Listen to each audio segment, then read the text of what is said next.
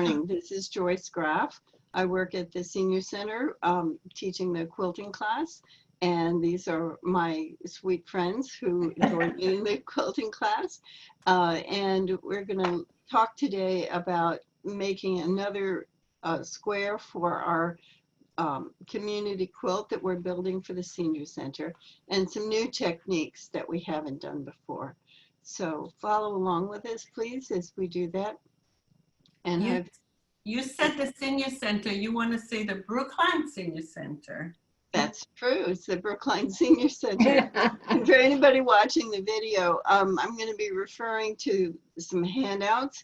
So I put them on the internet so people could pick them up. The primary one is building a house. And last week we talked about making trees for our neighborhood. And today we're going to talk about some animals for our neighborhood. There's also a handout about embroidery if you're interested. And these are all at the Brookline Senior Center website and YouTube channel. So first of all, the pattern that we're going to be working with today is this one. And I'm calling them the undirections because I don't want this to be rigid. I want it to be conceptual, and I want you to start learning how you can make your own design. And I know, Claire, you in particular have do a lot of painting, and your designs are really nice. And so I want you to be able to feel free to modify this pattern. And so I built the pattern in a way that you can easily change things up. So we learned about pine trees last week, and there were little cones. You know, pine trees are sort of shaped like a cone. This is more of a deciduous tree, the ones that lose their leaves, and they come in different shapes and sizes. So I have a particular shape in the pattern, but you can modify that shape. You can make your tree as wide, as tall, and shape it in the direction you want to do. And I've got a couple little paper pieced animals. On the concept drawing that I had given you before, we had a cow, but there are not too many cows wandering around in Brookline, so so I thought we'd probably lean more toward dogs and cats. So I gave you a dog and a cat. So you get to design your own neighborhood, and your finished block is going to be 10.5 inches square. So I use 3-inch animals. So these little patterns for the dog and the cat are 3 inches square. And your tree can be whatever size your tree ought to be. And that's up to you. So as we said, trees come in different shapes and sizes. These are the cones that we did last week. And here's your deciduous tree, and here's the famous cow. Which I do have the pattern for. If you want a cow, I have a cow and what else do I have? A deer. They're mostly country things in the pattern book that I was working from, but we can find whatever animal you want, so try me. So here's the tree that's in the pattern, but your tree might need to be wider, or it might need to be taller, and it might have a different shape. So you can modify that, and you can see we started with a rectangle of the size that you want, and then you shape it by adding these little bits on the corners. And the tree trunk started out narrow, but for a wider tree, I thought it needed a wider trunk. And if it's a taller tree, maybe it has a shorter trunk. So again, these things are all up to you. You get to draw it and design it. So let's build our tree. So first we're going to do the bottom, the tree trunk part. And that's 1, 2, 3. That's a very simple bit of paper piecing. You can do that. Then we start with our rectangle for the actual tree part. So here's piece 1 is the rectangle, and it would be all the way rectangular. Then we added piece 2. Then we'll add piece 3. So we're sort of nibbling off the edges. And then up here, we've got 2 lines. See how I drew straight lines because that's the easiest way to sew it on your sewing machine. But we'll add this piece first. I'll show you in a minute why, because we're going to cover it up as we do the corners. Then 5, then 6, and we'll do the same thing on the other side. And then put this spacer piece on the right. So if you just do paper piecing, you can see you could draw your own pattern there and just nibble away at the edges until you get the shape that you want. And here are some urban animals. And this is where you're going to use some of the handout things that I've sent you in the envelopes. The first envelope I sent you had a piece of sort of plasticky looking paper. And that's water-soluble interfacing. So one of the things we've talked about is that in paper piecing, the annoyance is, I mean, the paper is a good thing and a bad thing, right? It's a very good guide, but then you have to tear it out. And tearing it out, especially when you're dealing with something small, is a real pain in the neck.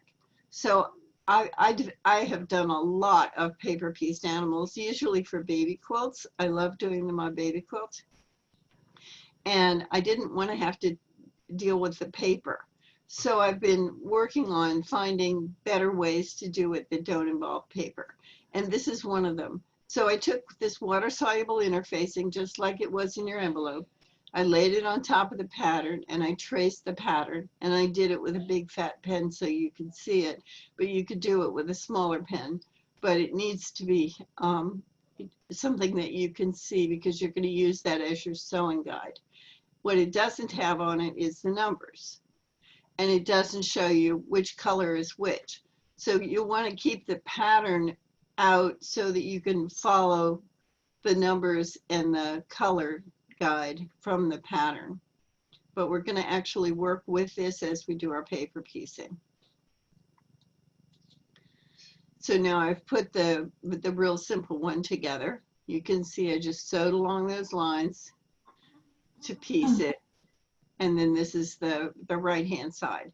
And when you work with water-soluble interfacing, the big caution is only do finger pressing. You do not want to use an iron because it will melt it and distort it. So don't iron it, but finger press it. So that means just rub your finger on it and convince it to lie down enough that you can work with the next piece. Now I've put the other pieces together, and I'll tell you right now, because I made a mistake in this, and now you can see it. See, this piece should have been sky, and I do fix that later. But that's what I meant about keeping that pattern handy so that you can tell what's supposed to be sky and what's supposed to be the dog body. Once I've got each of these pieces together, then I went around with my ruler and I trimmed this so that I have a 1/4 inch seam beyond the pattern on all sides, right? And now I can put those pieces together and know that with a 1/4 inch seam, I put them together correctly. Okay, that's why you want to measure that seam well, because when you do the final assembly, you're not going to have any guidelines, because this is the point at which we're going to get rid of the interfacing. And the way you get rid of water-soluble interfacing is, can you guess? Put it in water. You put it in water. Okay, so here are the sections that we have. And I think Fran is joining us, which is great. Let's see, do I have to stop and go let her in? She's in. Hi, Fran. Good. Hi, Fran. Hello, who is that? We have Leah Grossman, and we have Janet Spillard and Claire Weston. Okay, great. So we're in the middle of the lesson, so excuse me because we're partway around. I'll go back a tiny bit. It's okay. It's all just to right. get you oriented. So if I can go backward, come No, on. no, it's okay. Continue on. I'm Well, just, the reason I wanted to get you caught up is that we put together a little dog in 3 pieces, and I'm using a water-soluble interfacing. So you can see I traced the pattern onto the interfacing. I've assembled my little dog. And now before I put the final pieces together, I'm going to get rid of the interfacing. And the way you do that is with water. So I wash out the interfacing. It turns into a kind of a gel. And so you want to get all that sticky gel off of it. And running water helps a lot. So I used running water to get rid of the interfacing. And then to dry it, don't wring it. I press it in a cloth. So this is actually a washcloth. It's just a little hand washcloth. And I pressed it and rolled it up in it. If you have a bigger piece, you just roll it and squeeze it, you know, like you would a swimming suit, because you don't want to distort the pieces. So I left it overnight to dry, and then I put him together, and he looks like that. And for purposes of this pattern, I built it in columns. So for each piece, we're going to build the column up. And I made it 11 inches tall just to give myself some wiggle room. And you can see the seam allowances. You can see I've photoshopped this guy out of the finished block. So I've actually attached it. But here's your seam allowance beyond the dog on both sides. That's the seam allowance. And now let's make a cat. And for the cat, I'm going to use that new piece of interfacing that I just mailed to you. It's fusible interfacing, and you'll see that it has a smooth side and a bumpy side. The bumpy side looks a little bit like a dotted fabric, but the dots are actually glue that get melted by your iron. And if you were putting a garment together, you would iron this to the wrong side of the fabric, like making a collar, for example, on a dress. You could put interfacing in the collar so that the collar would always come out nice and neat out of the wash.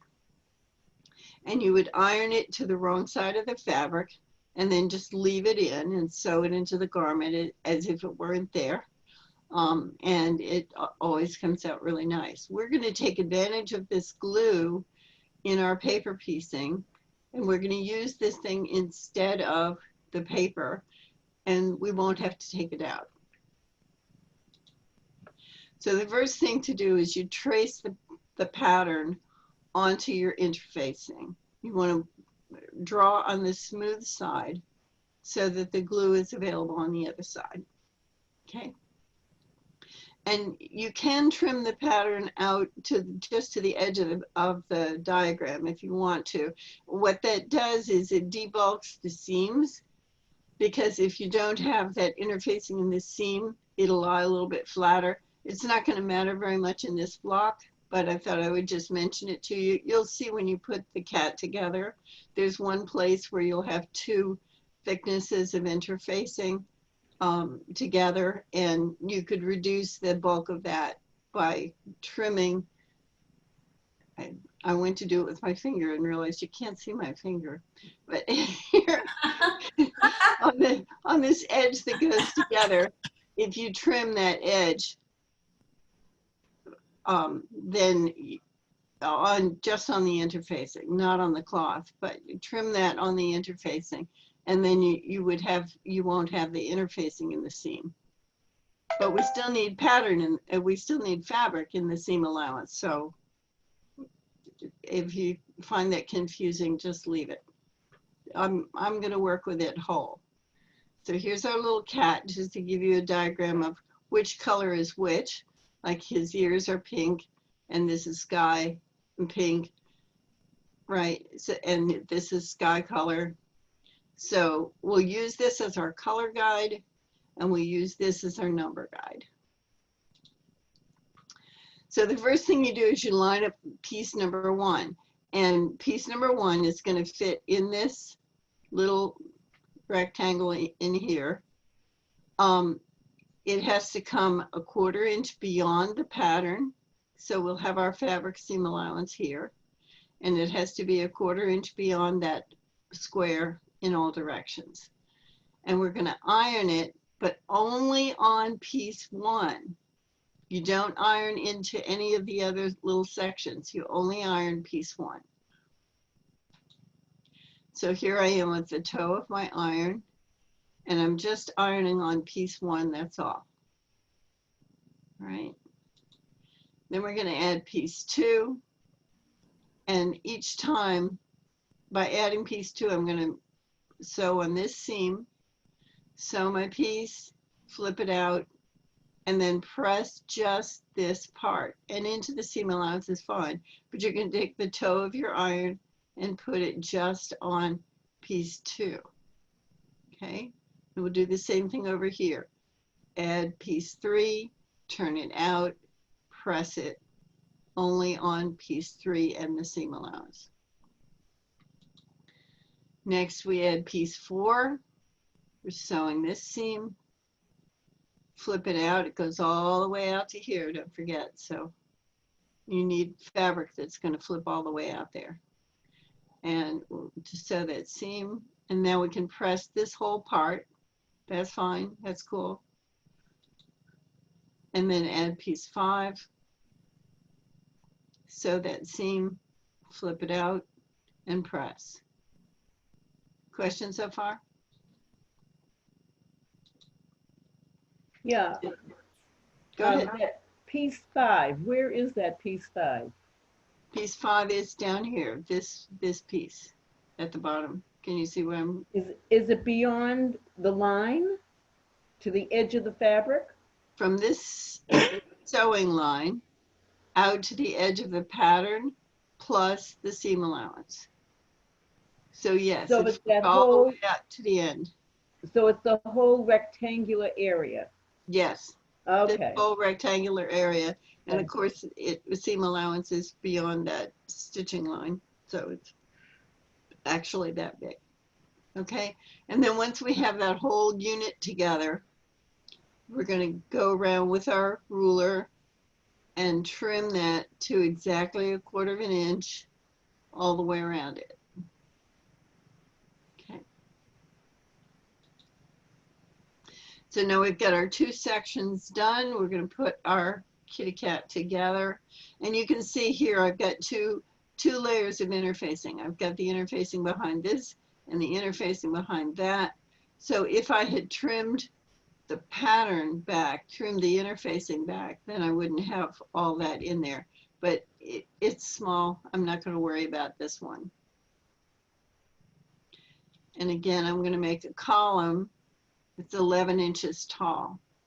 So now I have my dog, my tree, and my cat. And we're going to try to make a 10.5 inch square.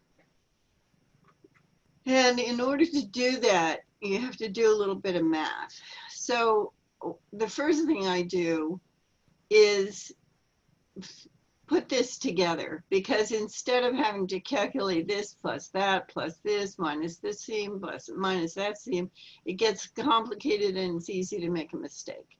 So what I do is first assemble my design area, so to speak. Okay, so my design area says that this is enough space between the dog and the tree. This is the right spacing between the cat and the tree. So I'm okay with that. I'll put all 3 pieces together. Then you have to figure out once I did that, it was 9 inches wide, and I wanted it to be 10.5 inches wide. So 10.5 minus 9 is 1.5 inches.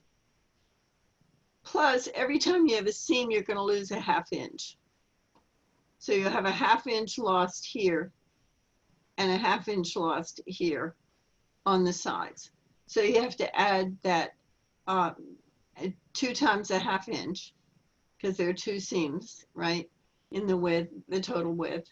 So that makes 2.5. So we're going to have 2.5 inches, divide that by 2.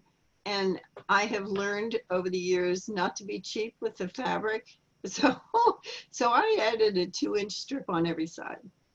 And that makes it wider than I want, but you can always make it smaller. Making it wider is harder than making it smaller. So we'll try it later. So that's what I mean about don't be too stingy with the fabric. So for every seam, again, I'm pointing them out here, you're going to lose a ½ inch because you've got a ½ inch here and a ½ inch here.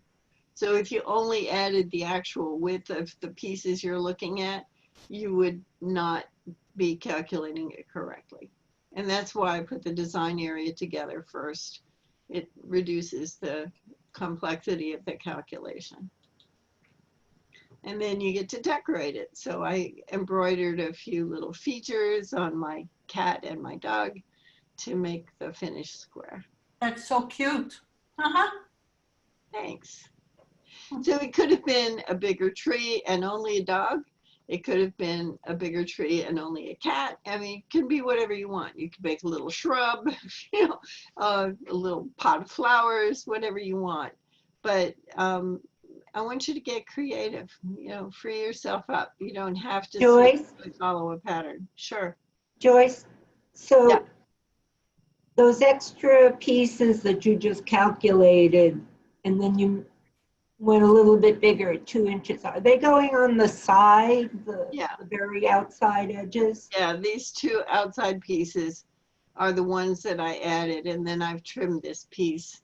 And with Photoshop, it looks a little, it doesn't look totally regular, but anyway, Okay, it is, yeah. so you never do it like in between the tree and the animals?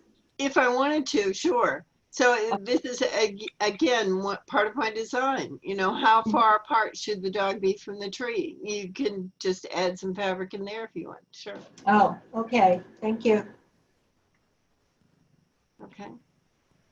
So that was the idea of making it in columns so that you can get creative and make the scene that you want to make.